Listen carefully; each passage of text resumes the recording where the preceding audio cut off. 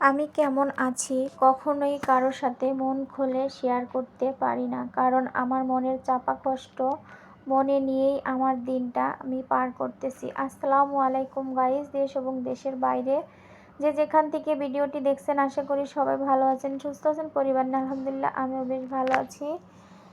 নতুন একটা ভিডিও নিয়ে চলে আসলাম তোমাদের মাঝে। আশা করি ভিডিওটা অনেক বেশি ভালো লাগবে। শুরু থেকে শেষ পর্যন্ত দেখে নিও। দেখতে দেখতে কোনো জায়গায় একটু ভালো লাগলে প্লিজ আমার চ্যানেলটা সাবস্ক্রাইব করে দিও, লাইক কমেন্ট শেয়ার করো, আমার পাশে থেকো। আমাকে ভালোবেসে যারা আমার পাশে আছো তাদেরকে অসংখ্য ধন্যবাদ আমার পাশে থাকার জন্য। আর আমার নতুন বন্ধু যারা আছে এখন আমার ভিডিওটা দেখেও নাই, তারা প্লিজ আমার ভিডিওটা দেখলে একটু ভালো লাগলে প্লিজ আমার চ্যানেলটা সাবস্ক্রাইব করে আমার পাশে থেকে যেও। আর আমার ভিডিও যদি তোমাদের কাছে অনেক বেশি ভালো লাগে, বেল বাটনে ক্লিক করে রেখে দিও। আমি যখনই কোনো ভিডিও ছাড়বো তোমরা আগে আগে দেখতে পারবে।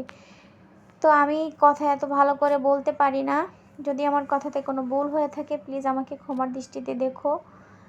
ঘুম থেকে উঠে রান্না বান্না এগুলাই আমাদের সংসারের কাজ, তো এগুলাই তোমাদের সাথে শেয়ার করি।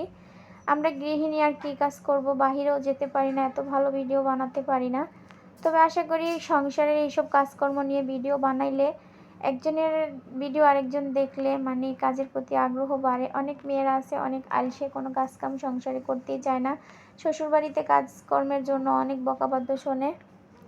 তো ওই সমস্ত আপুদের জন্য এই ধরনের কাজকামগুলো আসলে একটু উপকারী আর কি। তো একটু বেশি বলে ফেললাম, তোমরা আবার কেউ কিছু মনে করো না।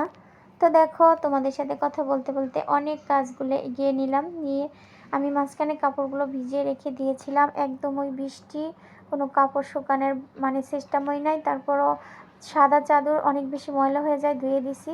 তো আকাশের অবস্থা খারাপ, আবার ঘরে আইনা লাইরা দিলাম। তারপরে আবার এখানে গরুর মাংস নিচে আলু দিয়ে রান্না করতে, আর করলা ভাজি। তো আমি এক এক জায়গার থেকে এক একটু ভিডিও নিয়ে বানিয়েছি, কারণ আমার বাসায় নেট নাই, আমার ফোনের ডিসপ্লে চলে গেছে। আমি এই ভিডিওগুলো আমার ননদের ফোন থেকে করেছি, ও আমাকে একটু একটু ভিডিও দিয়েছে। যেতটুকু ওর মোবাইলে আমি রাখতে পারছি অতটুকু নিয়েই একটা ভিডিও বানিয়েছি। আশা করি তোমাদের কাছে অনেক বেশি ভালো লাগছে না খারাপ লাগছে অবশ্যই আমাকে কমেন্টে জানিও। কিছু ফল আনছে, ধুয়ে রেখে দিলাম। আর এখানে এই তো রাতের জন্য সন্ধ্যার দিকে আর কি একটু চাপটি বানানোর জন্য কাইগুলা রেখে দিয়েছি, তো একটু পরপর নাইরা দিতেছি। আর তারপরের দিন সকালবেলা আমার সাথে যেটা ঘটলো, রান্না করতে আসছি 9টা বাজে ঘুম থেকে উঠে। এতদিন অনেক সুন্দর গ্যাস ছিল, কোনো সমস্যা ছিল না। 9টা বাজে ঘুমের থেকে ওইটাও রান্না করা গেছে। আমি ফজরের নামাজ পড়ে একটু ঘুমায় থাকতাম, তারপর ওইটা রান্না করতাম।